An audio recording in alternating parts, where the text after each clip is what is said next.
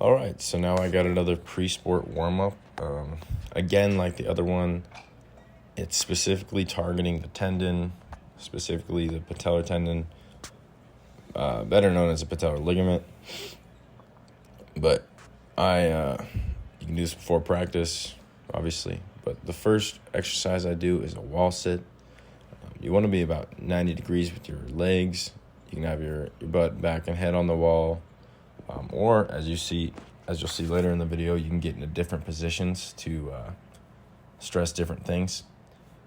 But yeah, I start off with a wall sit. It's a pretty relaxed movement, and I'm just trying to get load through the quad to pull on that tendon. A couple keys of this is I try to stay pretty relaxed. So the amount of muscle I'm using is just what's needed. I'm not like pushing. Sometimes I do push against the ground, but not for this one specifically. But for example, I have a tight right quad, a part of my quad that is specifically tight from an ACL and ACL reconstruction. And so what I try to do is almost focus on using that part a little more, and I can really feel it. And what I do is I try and use it more, and I try and breathe through it. But I do it in like a relaxed manner, kind of. So if that's confusing, I'm sorry. But that's what I try to do.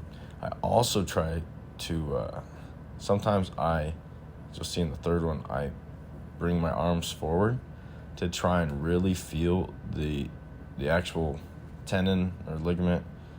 It is a ligament, but a lot of people call it a tendon. Really try and feel that ligament in the front, so that I know I'm putting some stress through it. And the best athletes can feel their tendons better. So I'm trying to incorporate that in what I do. But yeah, I just hold usually from, 30 to 40 seconds, 30 to 45, sometimes like around 20, just to get load through that tendon. Do it 3 times. And now I'll go to a hip extension and delaying knee extension exercise. I've shown this in another video prior, but you're just getting the knee over the toe. Your weight is like 95% on that front leg, and you're putting the knee over the toe, and you're not letting the knee go backwards into extension, but you're just extending the glute, and you're not trying to squeeze the glute, you're just letting it naturally fire, which is the best for transfer for athleticism, in my opinion. Because in the game, you're not like squeezing your glute, but yeah, so you're just getting in that position, keeping that angle of the knee, and letting the glute take you over or take you up, and you're rolling your spine down, putting a lot of stretch on the glute.